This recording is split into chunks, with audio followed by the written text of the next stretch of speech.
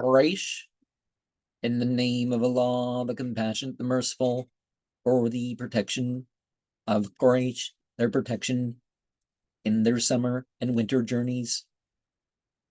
Therefore, let them worship the Lord of this house, who fed them in the days of famine and shielded them from all peril.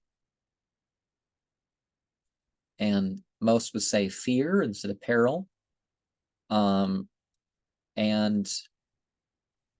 the summer and winter journeyings remind us that in different times of year and different occasions that we may need to act differently. And this is doesn't Quraysh mean going from one place to another or something like that along those lines? I don't remember exactly, or maybe it's just something related to the Quraysh. But this is a chapter that people say in regards to the changing of the hearts.